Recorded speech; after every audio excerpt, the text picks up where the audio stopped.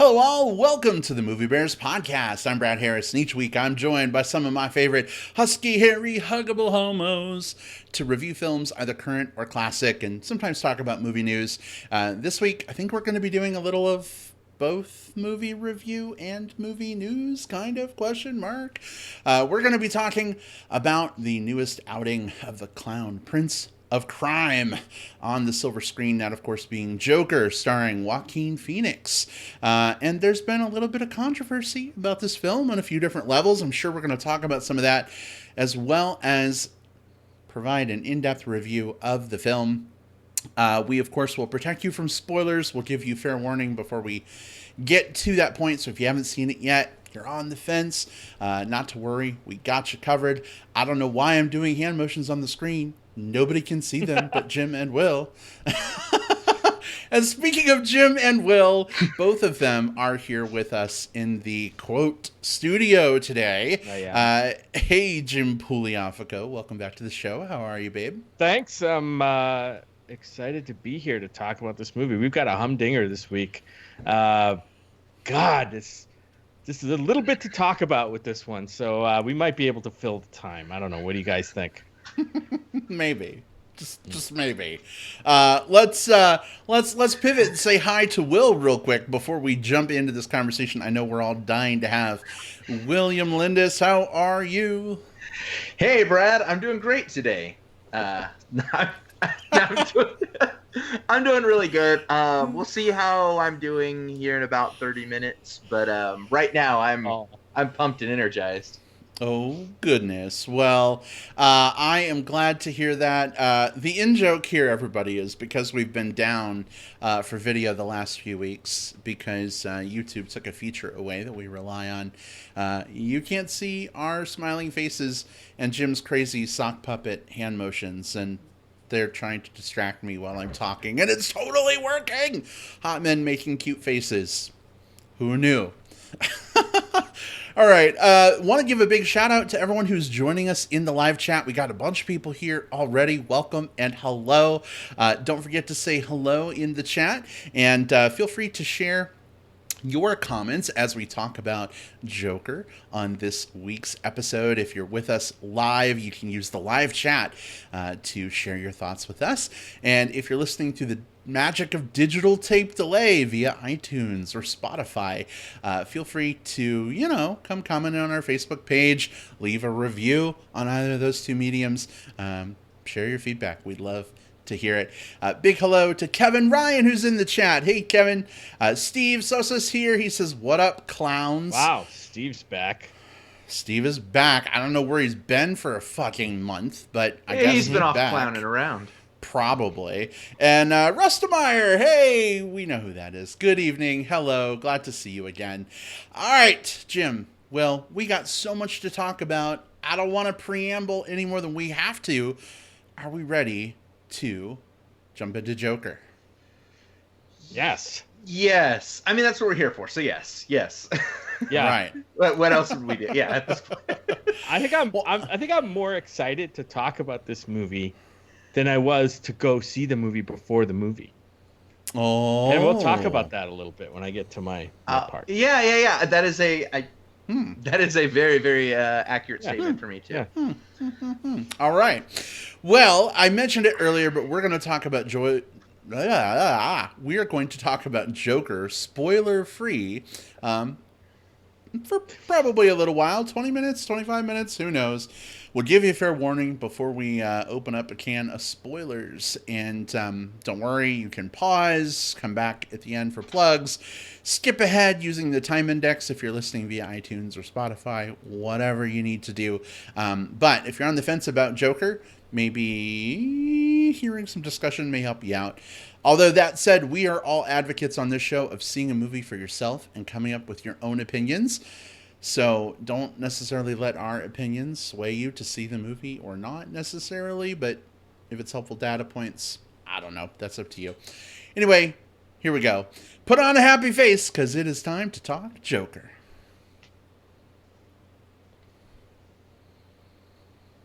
All right. right. So, Will, as the resident comic expert of the Movie Bears podcast, no pressure at all, but all the pressure. None. Seems only fitting that you kick this movie discussion off for us. Tell us a little bit about the film. Give us, some brief setup. I think most people are pretty familiar. But was this worth seeing in theaters for you? Do you think it was something to skip? Maybe wait for rental? How would you maybe come at this with your thoughts?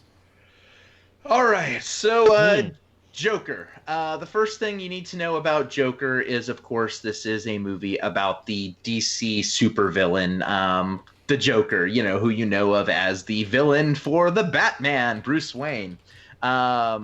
Oh shit, I just gave away Bruce Wayne's secret identity on the air. Oh my god, no! That's okay. Said no spoilers. Yeah. That's okay. The first episode of Batwoman gave it away this week too. What? So there you go. Oh, yeah, I know. Worst. No. But so this is that same character, although reimagined in an origin story. The IMDb description says that in Gotham City, mentally troubled comedian Arthur Fleck embarks on a downward spiral of social revolution and bloody crime. This path brings him face to face with his infamous alter ego, the Joker. This is directed by Todd Phillips, who we will be talking about probably quite a bit in this episode. But he is the dude who gave us comedies like The Hangover and Old School and Due Date, those types of comedies. He's, of course, now ventured over into superhero drama thrillers. Psychodramas. Psychodramas. Sorry. Qu'est-ce que c'est? Psycho. It's starring Joaquin Phoenix, decorated performer as Arthur Fleck / the Joker himself, with supporting performances by actors such as Robert De Niro, Zazie Beetz, and Francis Conroy. I think when it comes to talking about this film, I'm probably not going to discuss it in terms of like, should you see it or should you not? Because I think that this film carries with it a bit of weight right now that I think sort of goes beyond that. And what I mean by that is I think that there are a lot of reasons why someone might choose to go see this one or might choose to skip it. And some of those might have to do with what they're expecting from the film, and some of it might come from the marketing. And I think all of that is very, very fair for very different reasons. But what I will say is, for me personally, in terms of how much I enjoyed this one, I liked this movie. I did not love this movie. And I think that it's sort of in a weird position, all things considered. I've noticed that the discussions online have been rough as hell, guys. And it feels like there's this like push right now where this movie either has to be a 5-star movie or a 1-star movie, and everyone picks their battle lines, and if anyone doesn't have it at exactly a perfect movie or exactly the worst movie ever, you're wrong. And it sucks because I'm in neither camp. I think that this is a film with an excellent lead performance by Joaquin Phoenix, which isn't new for him. This is a guy who, between The Master and Her, and just read his IMDb, pretty much every role, he steps up and delivers pretty regularly, even if the film isn't one that I care too much for, like Inherent Vice. I think Joaquin Phoenix is usually the best thing in the movies that he's in. I think the other hero of this film is the color correctionist. I think that this film has a texture to it that I feel is sort of enhanced by the way that the screen looks. Not even like the cinematography itself. Cinematography is fine, but the actual color correction upon it, like the way, like kind of the gritty film grain look to everything. And granted, I saw this in 70 millimeter. I need to see it again in digital to see if that still looks the same in each version. But I really liked the way this looked projected. Now, the problems I had were, I felt like this was a film that had a weak script. And I felt like, especially in the second act, the film really sagged for me. Yeah, we got some reveals, but they were kind of drawn out, and they didn't really go anywhere that interested me personally as the viewer. And I also felt as though this film had something very similar to The Purge for me, which anyone who's listened to this show knows how much I absolutely hate the Purge movies. And so I'm not. This isn't like that. But one of my big problems with the Purge movies is I think those movies feel like they have more to say than they actually do. So they become like this very self-serious tone about air quotes issues, but they don't really deliver on those. And I felt a little bit of that here. This film had a couple of things where it sort of like threw an issue at the wall and said, we said something important, and then kind of bounced away from it. And I feel like if it's a lighter toned movie, okay, but when a film really takes itself so seriously about how it why so serious movie, when it does that sort of thing with an issue, it bugs me because it feels like the message that the writers are trying and the directors are trying to get across is in discord with the message that's actually being received. So if I were giving this one a star rating, 5-star people, you stay over there. 1-star people, you stay over there. I'm over here in 3.5-star territory. This is a good movie on a technical basis that I just wish had a stronger script, but I think overall I enjoyed the experience, even though this isn't going to come anywhere near like my end of year lists. So if you can use that to help you decide if you want to see this one, please do. But I'll leave it at that. All right, excellent. Some initial thoughts from Will. Jim, how about for you? What did you think of Joker? Spoiler free, of course. Yeah, I mean, I went into the Joker, as you guys know, wheelhouse. Guardians of the Galaxy I've liked, and some of the Marvel movies I think are fine. Just not my, in my wheelhouse. I like character pieces, more or less, and not many of those are character pieces. Usually because they're stuffed with characters, and not one, not one character gets really a lot of work. Totally the opposite here. I really liked this movie to loved it, somewhere in that range, 4.5 to 5 stars for me. Going into this movie, I had seen the trailers, and I'm like, oh, that looks different. And that was intriguing to me, but I didn't know if the movie could follow through and really break the mold of comic book movies. And I think this movie is a comic book movie that's as far removed from other comic book movies as I've seen yet. And I give it mad credit for that and trying to do that, even though it may not be 100% effective. It's in the 90s for me. So yeah, I really liked it. Will, I'm going to echo everything you said. I think Joaquin Phoenix's performance here is like so good. I mean, he's practically in every frame of the movie, having to bring across the pain and torment that this character's going through, the makeups and all that stuff. I loved his performance, some of the nuance that he brought to it, and we'll talk about some of that in spoilers. The score of this movie made me stand up and take notice. Very different from any other comic book movie. I don't remember the composer's name, but I believe it's a female composer for this movie, and you don't see that very often in these huge movies. Used to hearing the Hans Zimmers and John Williams and all that stuff, but this one really stood out to me. Will, you mentioned the color correction and just the aesthetic look of this movie. The movie takes place, it's not a spoiler to say this movie takes place in the 80s, I think the early 80s, and it actually looks like it was shot at that time in our history. Hildur, oh God, yeah, please. Hildur Gottendunder, I think, or something like that. I put it in, normally I would say like, oh, it's this person, but I just put it in chat because I'm not going to try that last name. How about Hunt for the Hilderbeest? Yeah. Yeah, something like that.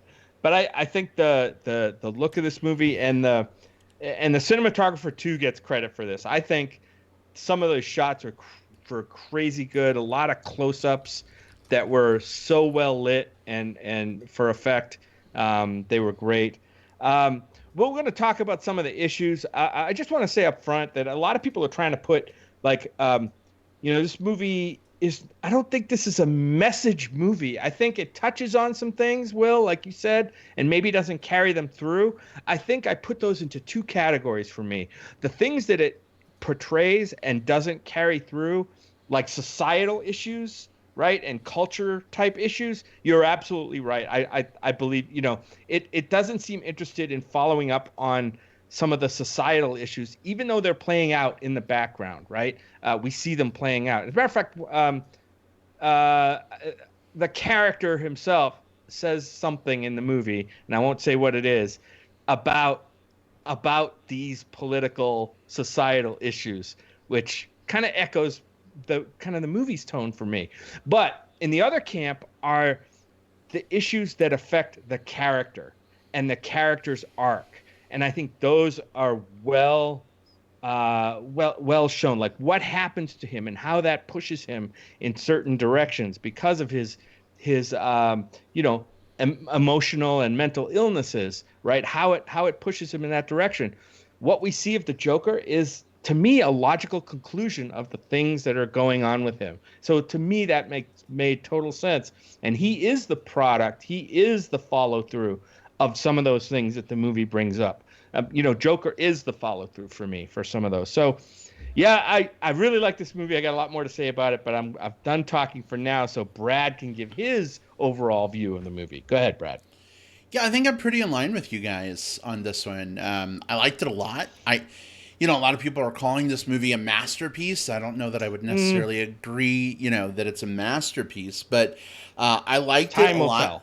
Yeah, and I liked it a lot better than I thought I was going to. I like Joaquin Phoenix. He's great. He's done some really good work. I really loved him as Commodus in Gladiator. I still want to punch him in his smug little face as that character.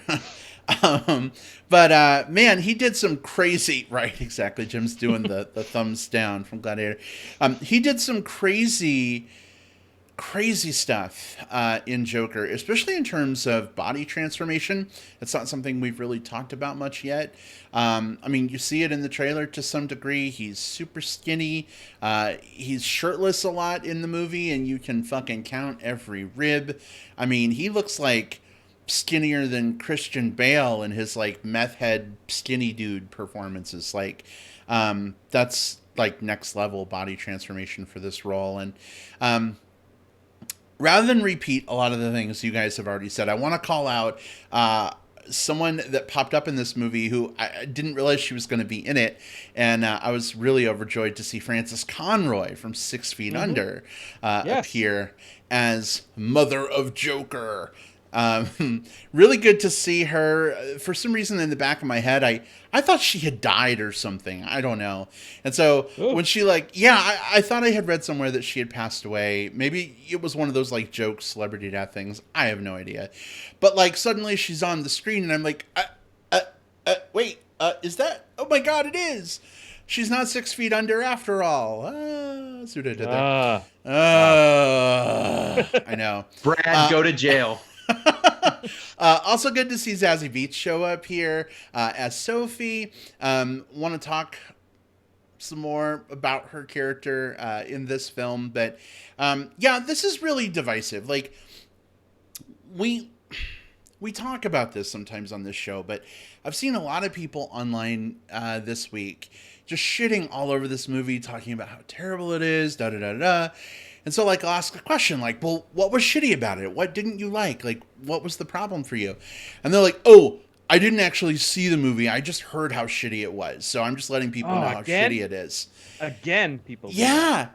And I'm like, come on. Like, it's fine if you see the movie yourself and you deem that it's shitty. It's fine if you watch the trailer and you're like, you know what? That doesn't look good. That's not for me. I don't want to see it. Totally cool. I do that all the time. Just ask Jim. There's many movies where he's like, hey, babe, do you want to go see this insert name of French smoking movie? And I'm like, it doesn't look good, dog. No. Yeah. That's why we have a plug section of this show. Right. Yeah, exactly. But just the gall of like trashing a film and even the reverse side, praising a film without having seen it. I don't know. It just feels inauthentic and I don't know, feels not good to me. So I think it's disappointing because whether you like this movie or you didn't like this movie, if you saw it, I feel like, that opinion is earned. But I don't know. This just feels dirty and not great.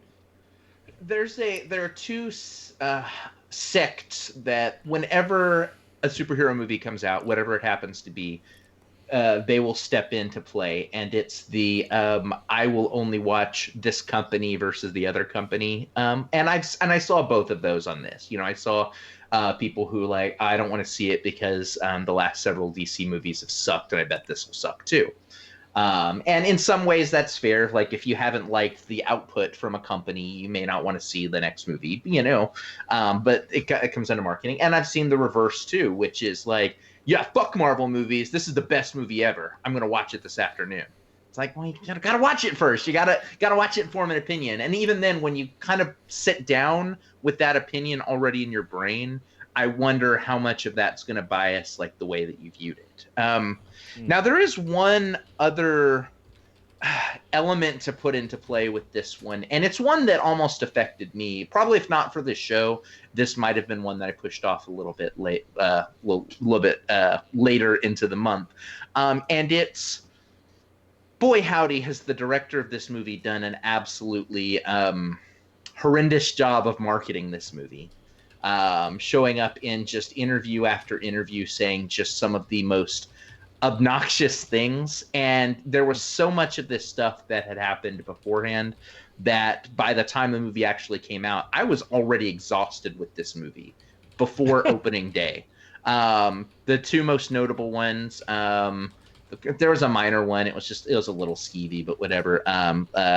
Jimmy Kimmel and Joaquin Phoenix played like a weird stunt on the Jimmy Kimmel show where they leaked some footage of Joaquin Phoenix like yelling at a producer, and they had like a little tiff about that. And like for a couple of days, people were just like, "Oh, fuck you, Jimmy Kimmel. Why would you do that to Joaquin? Oh, Joaquin Phoenix, why are you such a diva?" And then you find out that it was just a setup, a hoax that they did. And that felt kind of shitty to make people like get mad at someone over the marketing for that falsely. And then the other thing is Todd Phillips had this interview with Vanity Fair where he said the reason he got out of doing comedy movies is because you can't be funny nowadays with woke culture.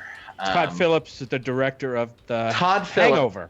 Yeah, director of The Hangover. The guy that wrote the infamous line, paging Dr. Faggot. Says you can't be funny anymore because of woke culture, because all the fucking funny guys are like, fuck this shit because I don't want to offend you, is the quote he said. And of course a lot of people have come out afterwards saying like, actually comedy's thriving, all you have to do is just like not punch down and use slurs and you're okay. In fact, even one of the stars of this movie, Mark Maron, came out recently on his What the Fuck podcast and said he has a much longer quote, but he says, look, you can punch sideways, you can punch up, but you can't punch down, essentially, like that. And there's a lot of comedians who are doing a great job of exactly that right now. And so he took issue with what Phillips did. I'll be honest, this whole thing was so tedious. And Phillips, in the marketing for his own movie, rubbed me such the wrong way that I was already a little bit deflated going into it. And there's probably some people who skipped this movie entirely for that reason. And I don't blame them that. But you have to be able to form your opinion based off of the marketing, not based on what you think the movie that you skipped was, if that makes sense. It doesn't. It's a slippery slope, too, because, like, I don't know, Jim, was it 4 or 5 months ago we watched the new Wanda Sykes thing on Netflix? And, like, she's making fun of gays, she's making fun of white people, she's making fun of, women and men and everybody. And I wonder, like, is it funny if it's, like, equal opportunity, like, make fun of? Because, I mean, she was using some terms, too, that, like, were not great. Like, where is the line, I guess, well, that? the problem, and let's, this is slippery slope, we're already on it, but Will kind of talked about a little bit. The term is punching down, and I think that means like if you're a person coming from a position of a perceived privilege, then your punching down opportunities are a lot wider and more prevalent than somebody maybe like Wanda Sykes, who is, coming from a different position. So that's what I'll say about that. And how we all feel about if that's equal or not equal, that's a whole other topic that we can get into and have those discussions about. But that's the gist of what it is. So if you're perceived as punching down, then you're canceled, basically. Like, this is cancel. This is cancel. What is it called, Will? Cancel. Cancel culture is the word that's Cancel used. culture. It's not when I'm a. All right, You make one slip up, and you are fucking canceled. Okay, so here's a question. All across social media. Here's a question, and I don't want to turn the whole show into this, but Steve Sosa just put this in chat, and he and I had like the same thought. So Steve, now that you're back from your stand-up comedy stint and you're with us on the show, he says comedy shaming fat people is still acceptable, though. Oh yeah, everything. Old people too, by the way. Right. So like whether it's ageism, a young person like punching down to an old person, or a thin person punching down to a fat person, like. Why is that more acceptable, I guess, than... I think that we are at the precipice of those definitions changing too. I mean, I think the example you used with Wanda Sykes, in that example, she is a female person of color, member of the LGBTQ community. So when she makes those jokes, she's punching, she's joking from within the culture itself. And I think that's like, there's probably gay jokes. And in fact, I know there are. I see them every single day from the majority of my friends list, which is predominantly gay, that don't rankle you because they're jokes that come from within the community and the experience, as opposed to someone on the outside using them to push someone down. I think that you do see fat shaming as still a more acceptable version, but you are also seeing some pushback on that. Very recently, we saw James Corden. The James Corden follow-up to Bill Maher. And if you noticed in that one, Bill Maher did not really gain any allies after his terrible jokes about fat people that James Corden pushed back on. And I'm not usually a big James Corden fan, but I was in his camp just going, yeah. And so was literally all of the internet for a couple of days there. So I think that while... I missed that one totally. Yeah, while fat shaming is still like I'm using this with air quotes, but like the most acceptable version of punching down out there, I do think that we're starting to see some pushback on it. When I say acceptable, I'm not talking about for me, but I'm talking about, Jim, I saw you shaking your head. I'm not saying that it's acceptable. I think ageism for me, but I'm talking about actually more cultural. Prevalent. Oh, you think ageism is accepted? Oh, yeah. Like, that person, they're older, and I don't know. That one gets really funky only because you also see it push the other direction too, like really young people. Like the millennials versus boomer thing has become such a weird, sticky thing where punching down kind of happens both directions. I think that one's still a bit of a mire, but I think the fat shaming one is sort of the next one to the next house of cards to topple. Yeah, this is, like I said, this is a deep well we could definitely get sucked into, and maybe we should sometime. Maybe we should talk about this stuff around movie culture. You know what I mean? That might be a good topic. But I'm going to get back on the film, if that's okay. Is that all right? Actually, can we read this comment from Hamstracked in the chat real quick? Go ahead. Go before we get off it. Yeah. He says, shaming fat people is only punching down if you feel that being fat is something to be shameful of. And I don't believe that it is. Am I wrong? ? I guess it depends on the tone and the tenor of the fat jokes, right? Because you could probably make the same statement as, I feel like only racial jokes or LGBT jokes are only punching down if you feel like being a particular race or being LGBTQ is something to be shameful of. But the thing is that those do become things that you can punch down on. So an example of, Brad and I are both heavier dudes. All three of us, actually. Yeah, all three of us. Jim, I got all three of us. None of us are to varying degrees, but yes. Yeah, none of us are fat. I'm fat too.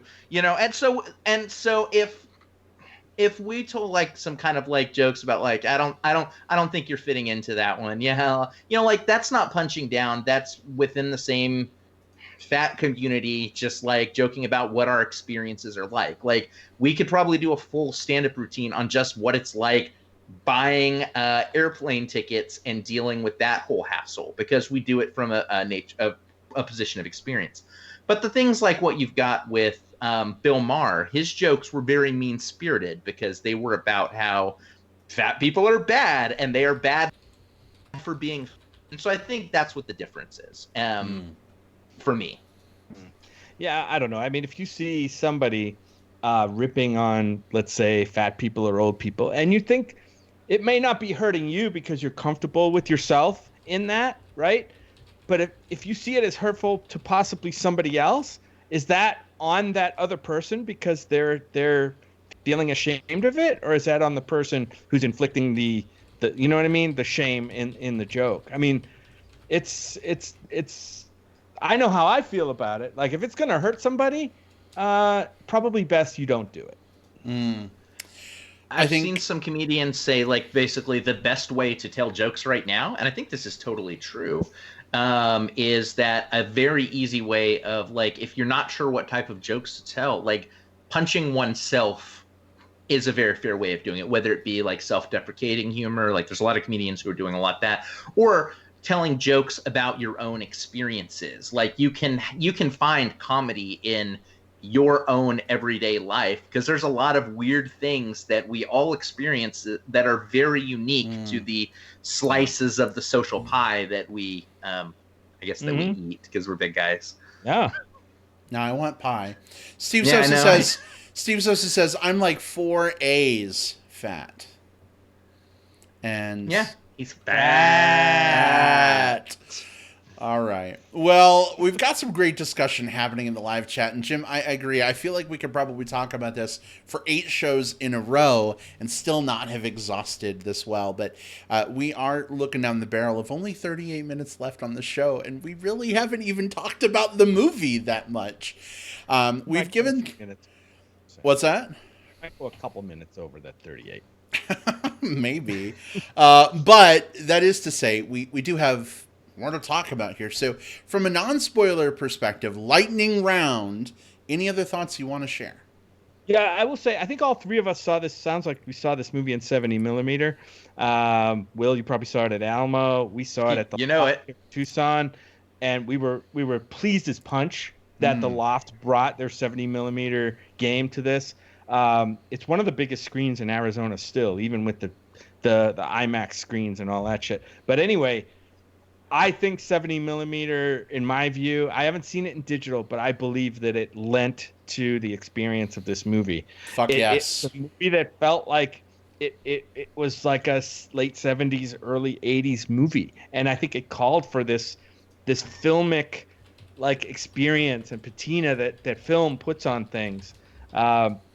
So if you do get a chance to see it on film, either 70 millimeter or 35 millimeter, and you haven't seen the movie yet, or if you've seen it in digital and you're not sure, maybe you want to see it again, try to seek it out in those formats. I think it'd be worth it.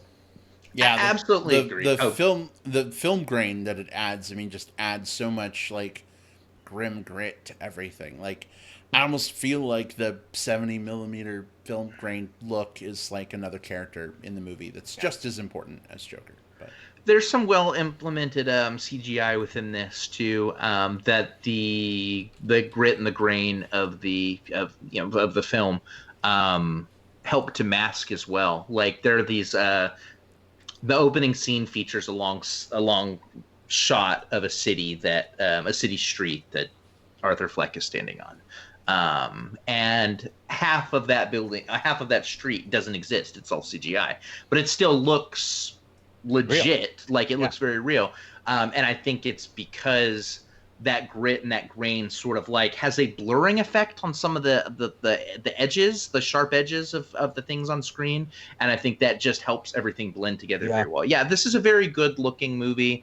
One thing I think we should mention in the pre-spoiler section for anyone deciding, this is also in some places a pretty intense movie. So I can see there are some people who might want to avoid this one if sudden brutal acts of violence don't sit well with you. Right. And, you know, for the movies we've seen this year, let's take a movie like John Wick. Has way more violence in it than this movie does. Way more. Like quantitatively, it has way more. But it feels more like cartoony fantasy violence, even though there's guns, stabbings, you know, you name it in John Wick. There's some violence in this movie that felt so visceral, like so real and shocking. Like we're talking gasps from the audience when they happen in this movie, where something would happen, and like and there's kind of near the opening sequence, or right one of the opening violent sequences, where you're like begging for this character who is Arthur Fleck character to like not do things that you can sense are coming, right? And you're like, and you feel a kind of sympathetic, you know, feeling for this character. And I think that's remarkable that the movie was able to do that and make you feel that for somebody who we know already going in ends up being, you know, a supervillain, right? And here you are watching this origin story, and you're feeling sympathy for the person who became the Joker. So that was another fantastic thing the movie did.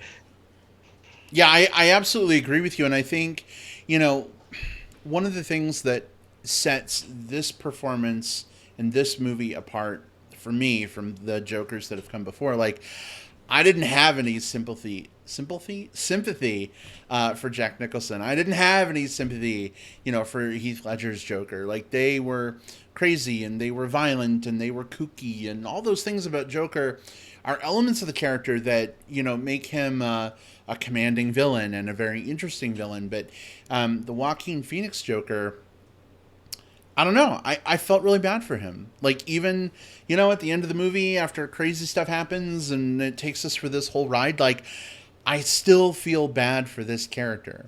And that really says something to me about the writing and the acting in this film and the way that it's set up. So, Jim, I absolutely agree with you. I think anytime you can take a villain and make that villain like someone that you can relate to and empathize with, even if you hate what they're doing, even if you are completely appalled by what's happening, I think that's very powerful. I think Marvel tried to do that a little bit with the last Avengers movie, right? With Thanos a little bit, right? Oh, right. Like tried to maybe make him a little bit. I mean, he did crazy things on a universal scale, but yet the movie tried to make us feel maybe a little bit of sympathy or empathy for him, and maybe it succeeded a little bit, but definitely not as much as this movie in that regard. Yeah.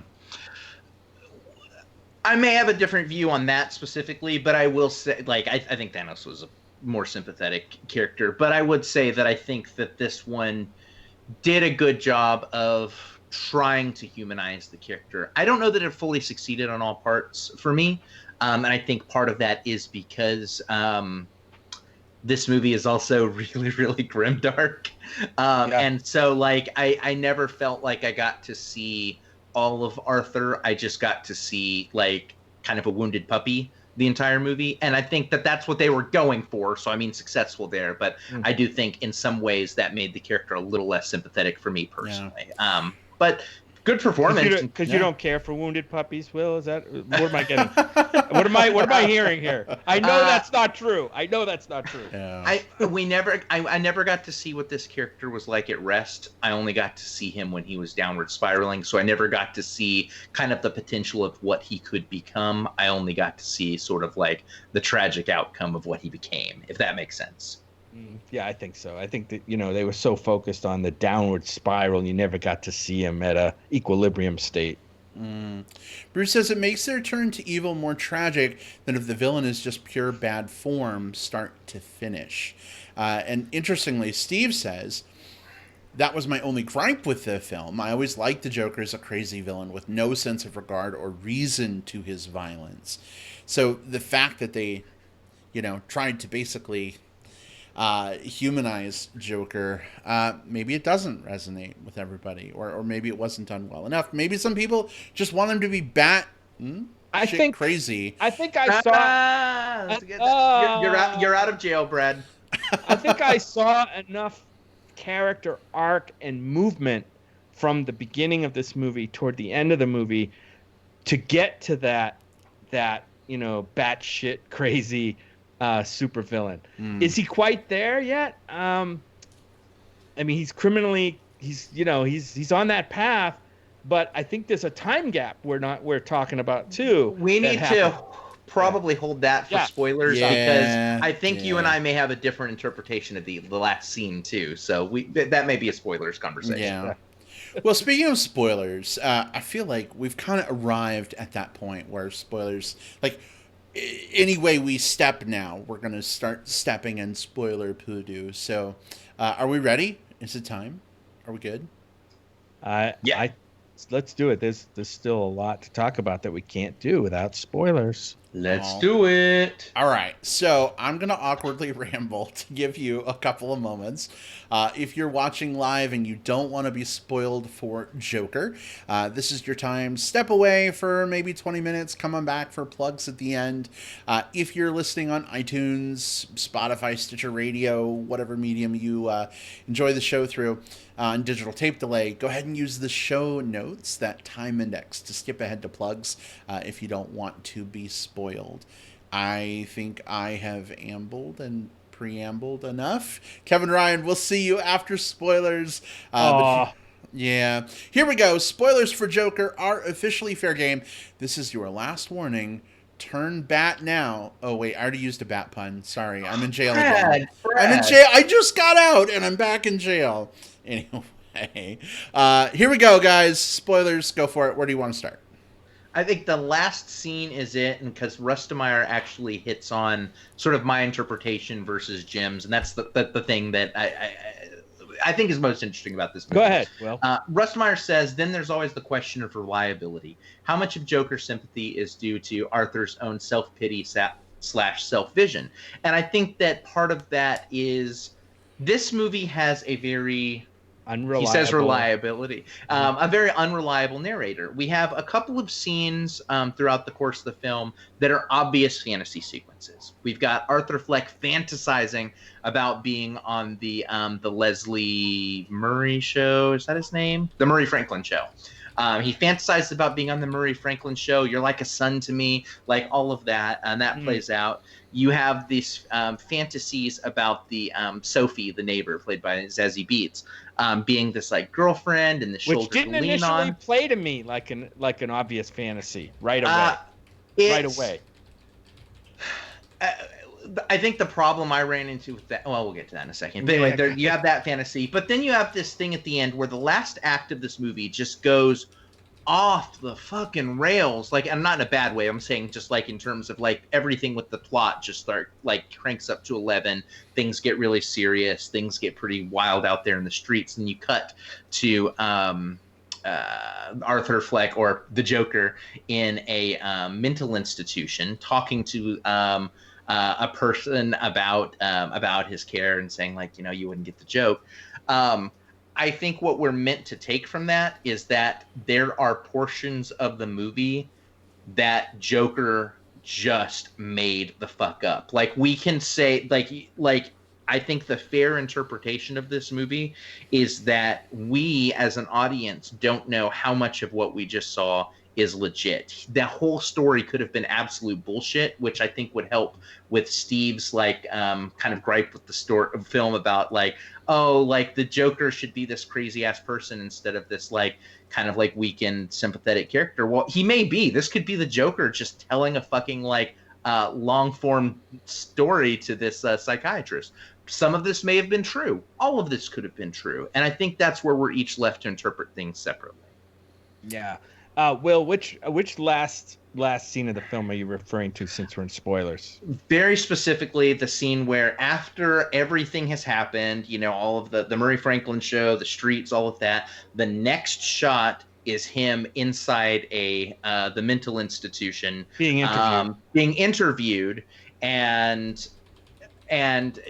so you don't know what got him there. So there is a very fair and very strongly defensible take that everything that we just saw was him telling the equivalent of like a Shaggy Dog story to his psychiatrist or psychologist before killing her or whatever. You know, that the Arthur Fleck may not be the Joker's backstory, and that is in line with DC Comics' sort of edict of not fully giving a Joker backstory in the comics, because they like that he's sort of a chaotic character with multiple backstories that he's fabricated. This could be just another one if you so choose to see it that way.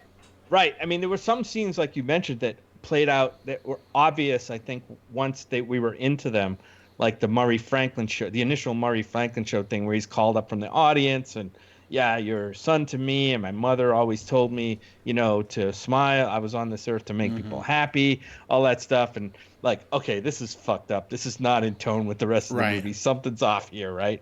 But then there were other scenes that I thought were much more plausible, like his relationship with the neighbor, and I forget her name.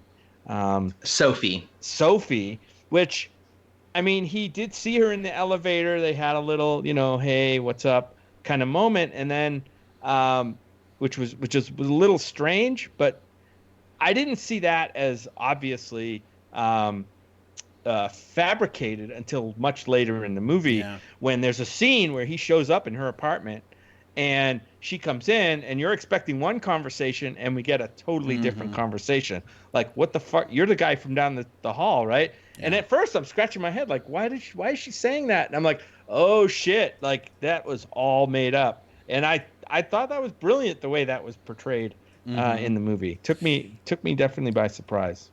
We had the wonderful pleasure of seeing this movie with a good friend of the show, Felipe, who's been on several times. And he made a comment while we were all standing around shooting the breeze after the movie that reveal was a very, like, M. Night Shyamalan Sixth Sense reveal. Like, oh, he was dead the whole time, Except, she was in his head the whole time. And I think that's very fitting. Josh in the chat, babe, you're not alone. Josh says, I was like, why is she all of a sudden acting like she doesn't know him? Duh, I'm so pretty.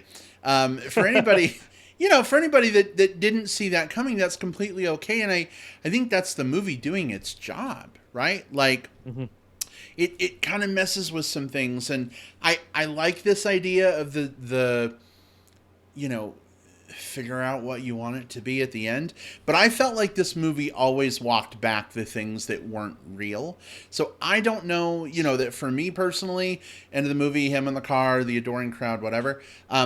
For me, that sticks as real. I imagine the police probably swooped in like 2 minutes later and beat down the riots and took him prisoner again. But we didn't see a moment like of that necessarily being walked back. So yeah, go ahead. Yeah, I'm in the other camp. I think that this movie, and part of it's just, I think you sort of you put the ending on it that you think works best. And I think this movie works best if this was all a Shaggy Dog story. I think that it's... Which story do you prefer, Will? Which story do you prefer? Yeah. So I know, Will, you've talked a lot already about the Shaggy Dog story. Jim, for you, which story do you prefer? I mean, you brought that quote up. I'm very curious. No, it was just a funny quote from Life of Pi. But no, I'll tell you what's weird is that there was one very clunky moment somewhere about 3/4 of the way through the movie where they kind of show in flashback that his whole relationship with her was in his head, right? Because they would show a scene with her in it, and then they would show the same scene like without her in it. Will, do you remember that one? Yeah. And that seems really clunky. But I'll be honest with you. Even while that scene those scenes were playing out, I'm like, what is happening here? I just wasn't getting it. It was really strange. But yeah, you're right. A lot of this stuff could be made up, and we don't really know what's real. I guess what I was talking about with his arc was at the beginning of the movie where he's just working for this ha-ha agency as a clown. I'm assuming that all that was real, that all that really happened.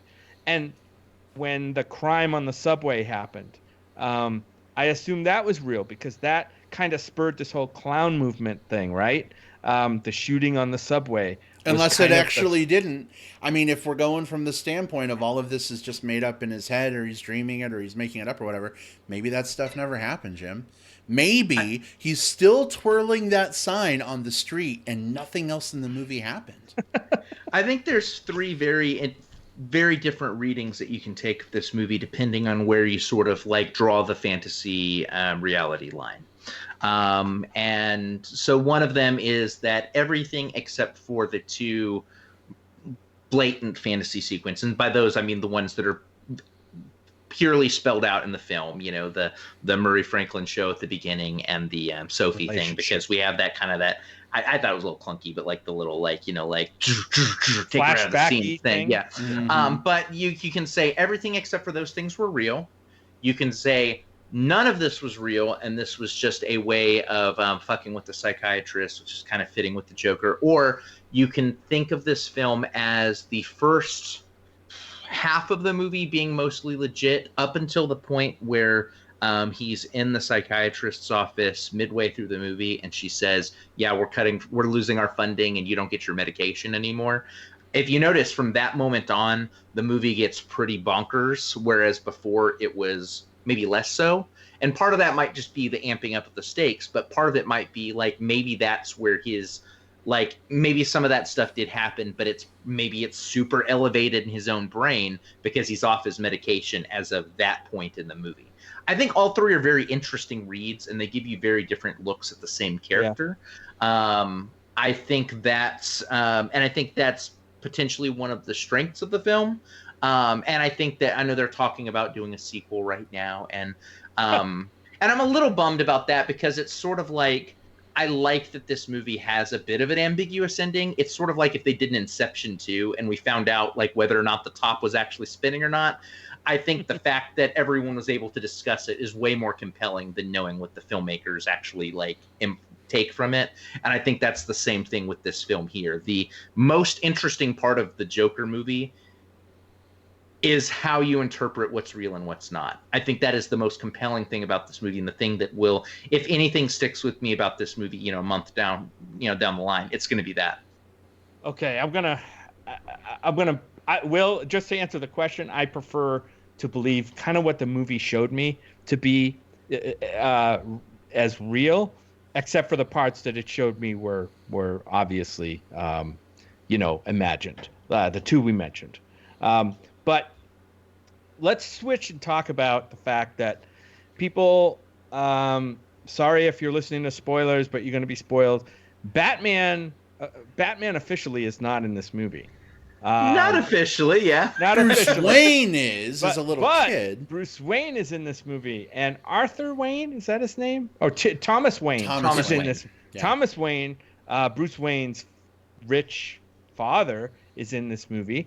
And there's an implied relationship between Thomas Wayne and Mrs. Fleck and Arthur Fleck. And I found that to be kind of a fascinating wrinkle, the way it was played. When it was played very ambiguous, I think. At one moment, I'm like, oh my God,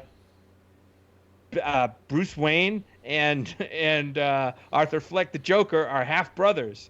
And then another part of the movie that could be imagined, him at Arkham reading the documents saying, oh no, she was psychotic and delusional, and he comes from abuse and all this stuff. None of that is true, which could either be imagined, it could be faked. Right. Fake records are sealed all the time. Yep. That's right. Enough money. And then there's that clue at the end, toward the end. Will, I don't know if you saw this. Did you see the clue, the picture that he pulls out at the end, and there's something written on the back of it, and it says, I love your smile. I love your smile, and it's a TW on the mother's picture. Yep. And I'm like, so either he had some sort of relationship with her other than a employer-employee, or she was so delusional she wrote that on the picture herself, which I don't know. So I love the way the movie played with that ambiguity and leaves that question lying there. It was really delicious for me to see that. I wasn't quite as thrilled with the alley scene. I kind of wish they hadn't even put that in. When you say alley scene, are you talking about watching Thomas and Martha Wayne die for the 9 billionth time? The pearls flying in the alley scene. Hey, if I never see those fucking pearls hit the alley again. Oh my God. I I don't know. I think I know why they chose to put it in there, but the movie could have been fine without it. I don't think it needed that scene. They were killed by some other dude. We don't even know who, killed them. And I don't know. I just think fans kind of know that happens, and you didn't have to show that. Here's a question, and it's something that I wrestle with a little bit, like, because I feel like sort of the Bruce Wayne, Thomas Wayne, like all of that stuff is probably the weakest part of the movie, and it's the stuff that's mostly in the second act, which is why I think the second act is kind of like my least favorite part of the movie. I think early in the film, it's more about him just sort of coping with being, and the last part is really the Murray Franklin show and the aftermath, But that middle section has a lot of the Wayne stuff, and it feels very... It feels a little more tacked on to this movie than the other elements do. And I almost found myself wondering, like, if this were the exact same movie, but instead of Bruce Wayne and Thomas Wayne and all of that stuff, it's just some random rich guy, and this is no longer in Gotham, and now it's New York City. If those elements came out of it, if I would find myself enjoying it a little bit more. And I think the answer is probably yes for me personally. And I don't know why that necessarily is, but it just really felt like this movie was going a very specific way with this character, and I was on board with what was going. And then whenever the Batman related stuff popped up in the background, I felt like I was taken out of the story and was thinking about like, oh, okay, well, this is that. Oh, yeah. Shit, we're in the alleyway. Oh, did that sign say the gay blade of Zorro? I guess I know what's going to happen. Yeah. So I almost wish that, I think you could, if this movie happened outside of the DC universe, I think this would be a stronger film for me. I'll be honest, my problems with this movie really center around some of the Wayne stuff. And, like, some of the, like, decisions made just make me scratch my head and go, like, what the fuck, really? Like, for instance, Thomas Wayne, super rich. He has a treehouse mansion built for his son. Awesome. That treehouse mansion juts right up against the front fence, I guess. So, like, somebody could just walk up and choke your kid through the fence. That didn't really make a whole lot of sense to me, and it pulled me out of the film for a couple minutes because Albert was right there. Albert was right there. I've got a super nitpicky one. Super nitpicky, but when Arthur comes up to the gate and starts fucking around with Bruce with like the magic and stuff, Bruce was like this sour, taciturn child, which makes sense in the Batman lore. Yeah, he's a little Lord Fauntleroy. If the Waynes have been killed, that's like his story arc has always been, right? Like, my parents got killed, and so now I'm this grim, brooding character. But this all happens before the alley scene. We know that because later we see the alley scene. Mm-hmm. So a little nitpicky point. It doesn't like hurt the movie for me, but I kind of wish we had seen like broody Bruce, kind of pre. He did come across as like basically a spoiled rich kid. You know what I mean? That's kind of the way he came across. At least he jumped down the bat pole of his treehouse. Did he? Yeah, when he gets off the treehouse, he jumps onto a pole and slides down. Oh my god, I totally missed that. Oh yeah, it was awesome. But Sam in the chat, Sam from here in Tucson. Hey Sam, good to see you. We saw the movie with Sam as well, and he says he thinks the Wayne stuff was put in just to open the door for the next Batman movie, I think. And that raises a question. Do we think this movie might be connected to our new Batman, who we know very little about right now? Well, I have heard or seen or gotten hearsay, and that was before this movie came out. They said that this Joker was not part of the new Pattinson Batman movie. However, now that this movie's out and it's made money, made a shitload of money and caused all this buzz, I kind of think it'd be crazy not to have some kind of connection. It depends a lot on. I mean, obviously, like the connection from this movie made money, therefore it makes sense to write it into the next one. I think that is certainly there and valid. I think the thing that is a little harder to sort of square is the fact that this movie has a very specific and very dark tone. And so any movies that spin off of this one, like if Robert Pattinson's movie does end up being a spin off of this one, if it isn't that same very, very sour tone, it's going to feel discordant. And if Right. it is, I don't know that that fits like the Batman story versus the Joker story. Now, that said, from what I've heard from the new Batman movie, the Robert Pattinson one, is that it's going to be much more of like a detective procedural comparatively than some of his last outings. I'm probably drawing from the Long Halloween story, which is super good. You guys should all read it. But I don't know. I really want this one to exist in isolation. In fact, Rushtomar, I know you really like this one. He says in chat, like, no sequel, please. And I think that's where I'm at. Like, I think anything that happens with this movie after this movie will hurt some of the conversations that we've been having about it. Like, we can say, like, what's real, what isn't. Is the Thomas Wayne connection, is that real or fabricated?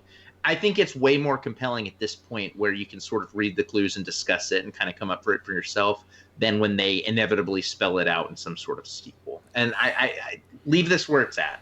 We'll have to see.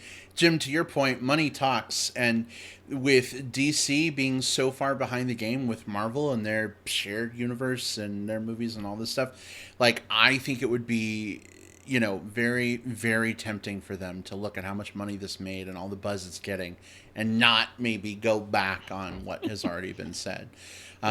Lord knows, we've seen it happen time and again with other things, right? So, I don't know. It would be cool if this movie exists just within a bubble, but I would be okay with a sequel to this film that maybe isn't connected to the greater film universe, but like continues the story of this character.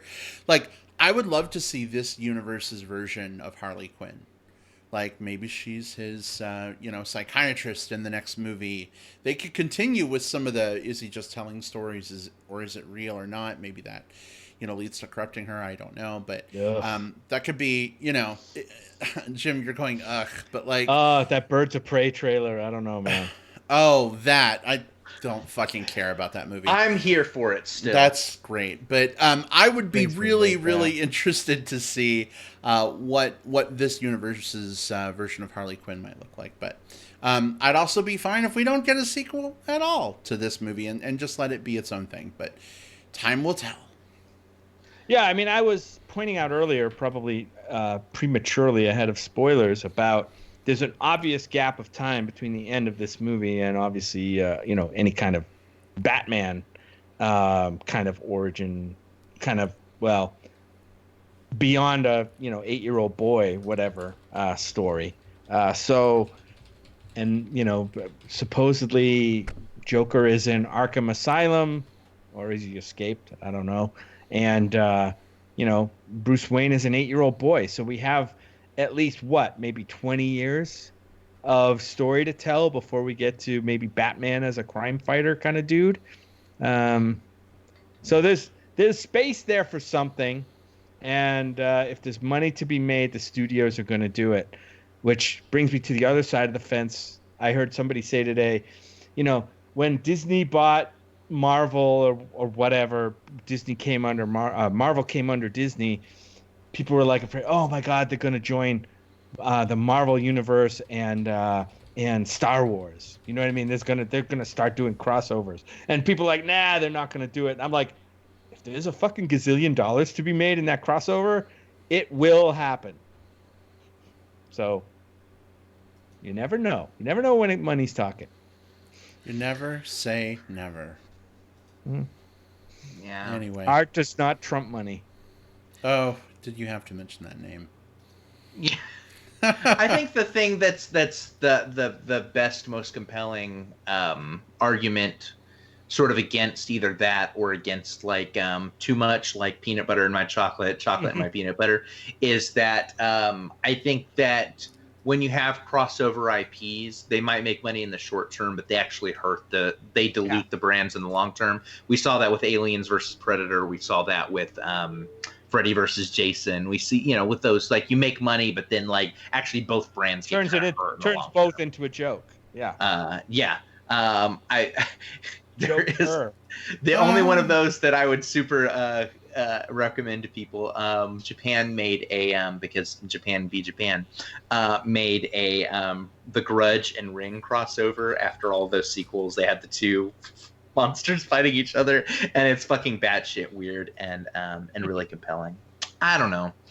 I would like to see this one stay where it's at, or if they do any spin-offs of it, I would like for them to be a little more self-contained. Like, I think the most, like, I sometimes worry that, like, studio heads, like, see the success of something, take the wrong idea about what's successful about it, and then make a bad follow-up version of it.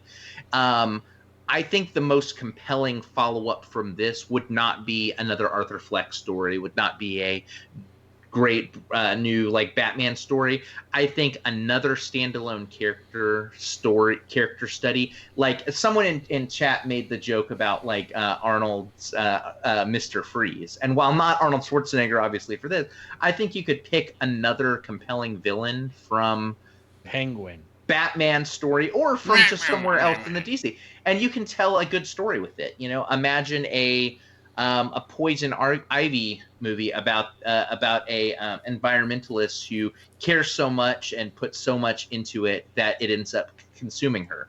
Like, I think there could be a pretty compelling story for that doesn't require, like, you know, Batman and Robin swooping in and fighting her and Uma Thurman blowing like poisonous charm kisses. Like, I think there's a good way to tell like a really self-contained, interesting villain story. This movie set the template for it. I think the things that it did right are copyable. I think the things that it did wrong are improvable. I don't know that that's the message people are going to get. I think what people are going to say is more Joker, more Todd Phillips, more of those things, as opposed to just the story, the way they approach the story. We keep talking about the messages of this movie. You know, violence certainly one of them. But can we talk about the other message of this movie, which was very pro-smoking? Did you notice that? Like, so much smoking, so much dramatic smoking, so much sensationalized smoking. Oh, man. In the 80s, in the late 70s, early 80s, a lot more people smoked. And in movies as well. You see a lot more people smoking. So I think that was maybe a stylistic choice to have the characters smoke. When I think about like 1980s New York, and not like, I was like 0 to 8 in the 80s, so I didn't actually see 1980s New York, but I saw the movie version of 1980s New York. And when I always visualize it as gritty and smoky and with like steam coming up out of sewer vents and stuff like Plissken. that. Like, so just imagine all of those shots of like these movies where someone walks past an alleyway and there's like steam coming up out of like a sewer grate or a vent or something like that. I think the smoke helps sort of like capture that, like that texture to the air. I think that's why it was so in there so much. But boy, howdy, is this not a good movie for your anti-smoking PSA? It was funny coming out of the film. Jim, you went to the bathroom as we were all like going out through the main exit, and they let us out because the way the loft is set up is like they have like the exit doors that go right to the outside that like will alarm if you go through them. I guess they had the alarm disabled and just let us all out through that door. As people are coming out, like a foot from the door, they're lighting up. And there's like 50 people standing around right outside this exit, like all lighting up. And so the security guy comes over and he's like, hey, you need to like move away from the building and down if you're going to smoke. And I don't know if people were like emboldened by the Joker or what, but they're like, this is a free country, man. We can smoke wherever we want. I'm outside. And, like, people were, like, getting angry at the security guy for making them move to smoke. I think, I don't know, I've never smoked, but, like, probably watching Joaquin Phoenix smoke throughout this whole movie probably got people jonesing pretty bad for Definitely it. So triggered their smoker privilege. I mean, I'm an ex-smoker, and, like, there are certain movies that do make you sort of go, like, man, I bet that looks kind of nice right now. You know, not enough. I think this one didn't trigger that in me, and I think it's mainly because, like, I don't know, like it never felt like a super relaxing, like the relaxing drag. Like, I think that's the thing that usually gets me more in movies, when someone's had like a stressful moment and they go outside and they take that like, that's the one that always fucks me up. This one felt like, I think it's because the movie felt a little dirty. It didn't trigger that for me, but I could totally see it catching someone who didn't have as many years away from it as I do. Proud of you for overcoming that, Will. After, in so long, but this movie did trigger me in one way. Like I wanted to find the longest staircase I could and just kind of like dance down it to the tune of, I don't know, some weird 70s Gary song. Glitter. Yeah. Gary Glitter 70s. Another child molester anthem. Totally. Yeah. Oh, no, boy. Don't get me started about that either. Well, guys, we are wrapping the point where we need to. We're approaching the point where we need to wrap it up. Any final thoughts on Joker before we move on to some plugs? One thing we didn't get into at all is the Robert De Niro character. Yeah. We talked about the Murray Franklin show, but we didn't talk about De Niro himself. And this movie is definitely a send-up of Scorsese's The King of Comedy, and that's, of course, why you have Robert De Niro in here. Two movies. King of Comedy and Taxi Driver, where Robert De Niro was the star of that movie. Yes, there's a lot of Taxi Driver in this. So it makes sense to bring De Niro in to play the talk show host, the Jerry Lewis part from King of Comedy.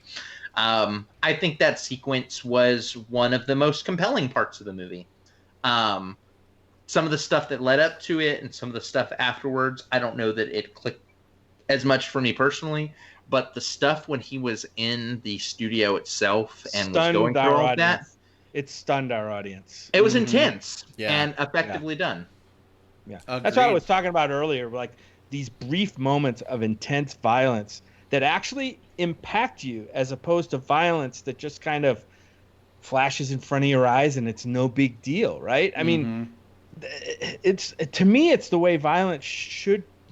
This sounds weird, but the way violence should be portrayed in movies. I think we become desensitized to violence when we see it in this cartoony, no stakes, no consequences kind of way, like in a John Wick movie or whatever. That's not to mean that the movie's not fun or the movie's not good, but I think this movie used its violent moments to make a point and to make a statement, and I think it did that very well. Yeah.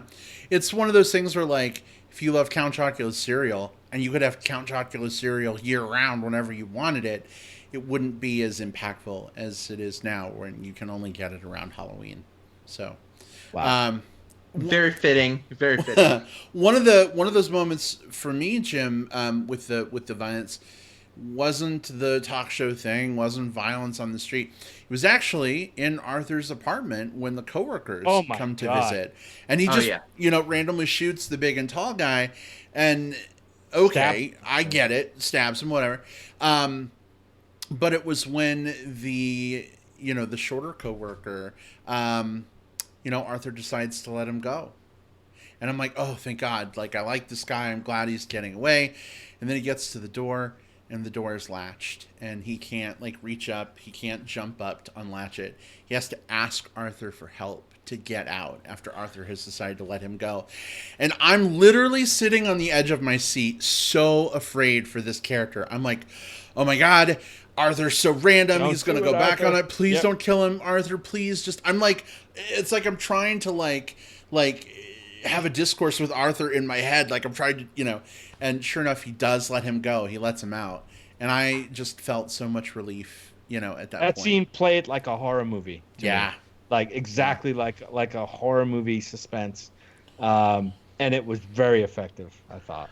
And that actor is Glenn Fleshler, who is, I appreciated the hell out of seeing him in this movie because I just finished watching the first season of Barry, which absolutely is worth watching. Bonus plug in the middle of the show. But he plays a pretty prominent role in that as well. So as soon as he walked on screen, I'm like, oh, there's the guy. And then he had stuff to do in this movie, and it was compelling stuff to do. So kudos to Glenn Fleshler for having at least in my household a banner week. So Big Tom gets the final closing thought on this movie. He's calling back to the flying pearls in the alleyway scene, and Big Tom says, "I actually love seeing pearls fly." Bum, bum. Oh. I think we just end that with an exclamation mark and move to plugs. When pearls fly. Oh boy, I like flying pearls too. Anyway, all right, plug time. Let's kick things off with Jim. Jim, as you know, but for our listeners, I'll just explain it if they're new to the show. This is the part where What's a plug, Brad? What's a plug? This is the part where we put some things on your radar we think may be interesting for you to check out. We all bring one to the show. It's like show and tell, but it's more tell because we can't show because we don't have video right now. But we're working on that. Jim, what have you got for tell and tell this week? I can't remember if I plugged this one already or not. I don't think I had started watching it. I'm actually going to plug a mini series that's on Netflix right now called The Spy. This one stars Sacha Baron Cohen, who this is a true story of an Israeli spy, Eli Cohen, who was a spy for Israel in certain Arab countries like Syria and stuff back in the 60s, like from 61 to 65. And I mentioned Sacha Baron Cohen. This is not a comedy. This is not a send-up of spy dramas. This is an actual, like, tense spy, very serious spy drama, historical. And Sacha Baron Cohen, the guy's got talent, right? We know him as the Ali G on, doing the stuff on Ali G show. Borat, we've seen the Borat movies, kind of goofy. And he's known primarily for his comedy, but I would recommend The Spy. It's a, espionage procedural. It's only a 6-parter. So it's basically 6 hours. You could definitely binge it in a night or two. And I think it's worth watching. It's very well done if you like that kind of espionage stuff. And to see, can this Sacha Baron Cohen guy do something other than, parody, satire kind of comedy? And it turns out that he can, and I was quite impressed with it. It's called The Spy, available on Netflix right now. All right. Excellent. Thank you, Jim. Will, what have you got this week? So the thing that I would like to plug is a movie that so last episode, the Fantastic Fest a mini episode, you got to hear all of our different top fives, and one of the ones that our co-host, our guest host, Matt Shiverdecker brought up was The Death of Dick Long. And I'd like to bring it up again here because it's doing a theatrical / VOD release right now. So you can watch this movie right now on Amazon or iTunes. It's like a $4.99 rental. So it's a new film that you can watch right now. Death of Dick Long is a new A24 film by director Daniel Scheinert. He's one of the 2 Daniels that did Swiss Army Man. And this is a story about this small town Alabama and these 3 sort of like drinking buddies in their own band in a garage, Zeke, Earl, and Dick. Well, something happens one night while they go out partying. Like, they're out drinking all night, and the next shot shows Zeke and Earl dragging Dick, who looks to be severely injured for some reason, to a hospital. And the title of the movie is The Death of Dick Long. Dick ends up dying, and the 2 guys end up having to sort of like deal with that while also trying to hide their involvement and hide what actually happened. It's a very funny movie that finds humor in like the South, while also not like relying on like the same like tropes that you've seen 1,000 times before. It's a very sympathetic look at these different characters. It's very, very funny, and it can be very twisted in places. It's The Death of Dick Long, and you can rent it on VOD right now, and I think you should.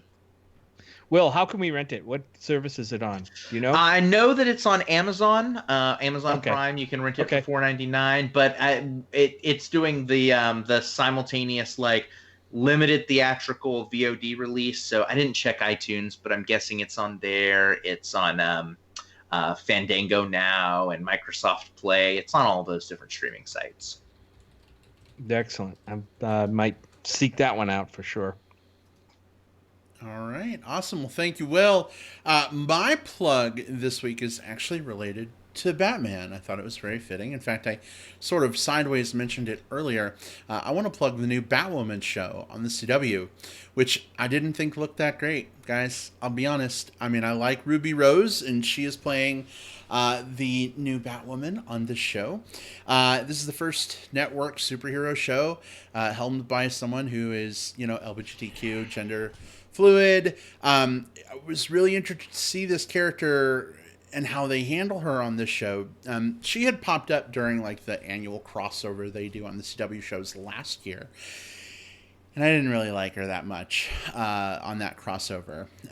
But I watched the first episode of Batwoman anyway, because come on, of course I was going to watch it. And guys, it's actually really good. I really liked the first episode of the show, and I really dig Ruby Rose's Batwoman. It's kind of interesting to see like a head character. She's a lesbian. She's a superhero. I wish we had a gay man helmed show as well to go with it. I think that would be awesome. We've got a trans superhero on Supergirl. Like, I love a lot of the diverse stuff that the CW is doing. So I'm glad to see that this show is out. I'm glad to see it's way better than I think pretty much everybody thought it was going to be, at least so far. It's only one episode, very, early to tell, but I'm digging it. So if you like Batman, if you want to see what they're doing with the Bat characters, the Bat family in the CW's Arrowverse, the bats. The bats, yeah. Check out Batwoman. First episode's available now. Hey, Brad, I know I watched an animated movie with you on Batman. I don't know which one it was. That was The Killing Joke. The Killing Joke. Yep. There was Batwoman in that, and was she also bisexual or lesbian? That's Batgirl. So there. Okay.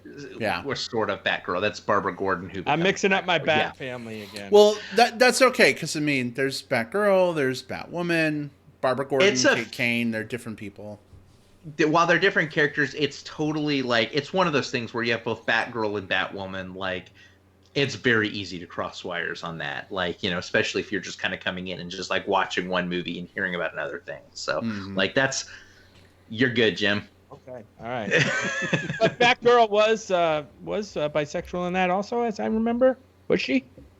Maybe you guys are both giving me looks like I have three heads, but maybe that's. I'll be honest. I didn't watch the animated Killing Joke, so I don't know how she came across there. I'm trying to remember if she was. Maybe you're remembering better than I do. Maybe it was hinted at, and I picked up on it, and you guys went right over your heads. Maybe. But now I'm curious. Killing Joke, Barbara Gordon, bye. Let's see if that returns any search results. I know the whole thing was like, wasn't there a big controversy about just how explicit she got down with Batman in that? Maybe that was it. I don't know. Yeah, I don't see anything about her being bi or... Well, hold on. No? No? All right. I'm not seeing it. It's possible it happened and it's just not within the first 10 search results. Well, I thought of it before they made Batwoman lesbian. I think she got the bat dick in that, though. She probably got... I thought she did, too. The idea from me. She got the BD, so... That anyway. Sounds like something you want to get, but then again, whatever. Yeah. Wait a second. BDSM, Bat Dick Superman. That sounds like a porn about to happen. It does. It sounds.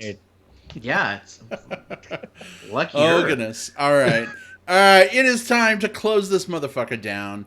Jim, if people want to talk to you between now and next week, where can they do so?